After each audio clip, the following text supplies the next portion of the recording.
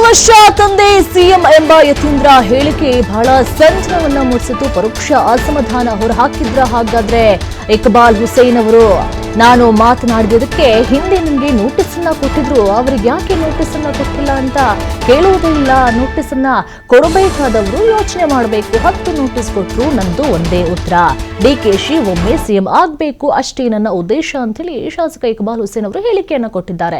ಸಾಕಷ್ಟು ಬಾರಿ ಕೂಡ ಯತೀಂದ್ರ ಅವರು ಇಂತಹ ಹೇಳಿಕೆಯನ್ನ ಕೊಟ್ಟಿದ್ದಾರೆ. ಯತೀಂದ್ರ ಅವರ ಮಾತಿಗೆ ಅವರ ವಿರೋಧಿಗಳು ಕೂಡ ಒಂದ್ ಮಾತನ್ನ ಹೇಳ್ತಾ ಇದ್ರು, ನಾವು ಮಾಡಿದ್ರೆ ಬಲಾತ್ಕಾರ ಆಗುತ್ತೆ, ಬೇರೆಯವ್ರು ಮಾಡಿದ್ರೆ ಚಮತ್ಕಾರ ಆಗುತ್ತೆ, ಬೇರೆಯವರಿಗೆಲ್ಲ ನೋಟಿಸ್ ಅನ್ನ ಕೊಡ್ತಾರೆ, ಇವರಿಗೆ ಯಾಕೆ ನೋಟಿಸ್ ಅನ್ನ ಕೊಡೋದಿಲ್ಲ, ಏನ್ ಸಿಎಂ ಮಗ ಅಂದ ತಕ್ಷಣ ನೋಟಿಸ್ ಅನ್ನ ಕೊಡದೆ ಹಾಗೆ ಬಿಟ್ಬಿಡ್ತಾರಾ ಅಂತೇಳಿ ಸಾಕಷ್ಟು ಚರ್ಚೆಗಳು ಕೂಡ ಕೇಳಿ ಬರ್ತಾ ಇತ್ತು. ಈಗ ಇಕ್ಬಾಲ್ ಹುಸೇನ್ ಅವರು ಏನೇ ಹೇಳಿದ್ರು ಕೂಡ ಇಲ್ಲ, ನಮ್ಗೆಲ್ರಿಗೂ ಕೂಡ ಒಂದು ಆಸೆ ಇದೆ, ಡಿಕೆಶಿ ಅವರು ಒಮ್ಮೆ ಆದ್ರೂ ಕೂಡ ಸಿಎಂ ಆಗ್ಲೇಬೇಕು ಎನ್ನುವಂತ ಆಸೆಯನ್ನ ವ್ಯಕ್ತಪಡಿಸಿರುವಂತದ್ದು. 10 ನೋಟಿಸ್ ಅನ್ನ ಕೊಟ್ಟು ನಂದು ಒಂದೇ ಉತ್ತರ ಎನ್ನುವಂತ ರೀತಿಯಲ್ಲಿ ಮಾತನಾಡಿದ್ದಾರೆ.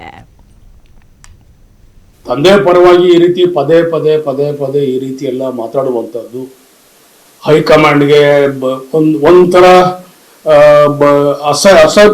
ಅಸಹ್ಯವಾಗಿ ನಡ್ಕೊಳ್ಳುವಂಥದ್ದು ನಮ್ಗೆ ಯಾರಿಗೂ ಇಷ್ಟ ಇಲ್ಲ. ಬೇರೆ ಯಾರಾದ್ರೂ ನಾಯಕರು ಬೇಕಾದ್ರೆ ಹೇಳಲಿಬೇಕಾದ್ರೆ ಅದಕ್ಕೊಂದು ಗೌರವ ಇರ್ತದೆ, ಅದರದೇ ಆದಂತ ಒಂದು ಬೆಲೆ ಇರ್ತದೆ.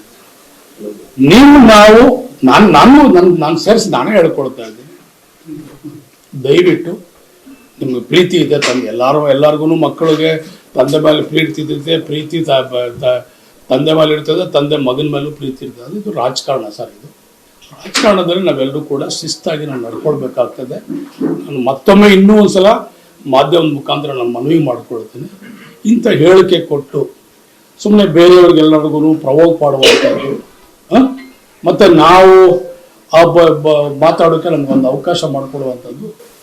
ನಮ್ಮ ಸರ್ಕಾರ ಬರಬೇಕಾದ್ರೆ 140 ಜನ ಇವತ್ತು ಶಾಸಕರು, ಇವತ್ತು ಕಾಂಗ್ರೆಸ್ ಪಕ್ಷ ನಾವೆಲ್ಲರೂ ಕೂಡ ಆಡಳಿತ ನಡೆಸಬೇಕಾದ್ರೆ ಶಿವಕುಮಾರ್ ಅವರ ಶ್ರಮ, ಬೆವರು, ಹೋರಾಟ ಬಹಳಷ್ಟಿದೆ, ಅವರ ಅವಶ್ಯಕತೆ ಇದೆ. ಅವ್ರಿಗೊಂದು ಅವಕಾಶ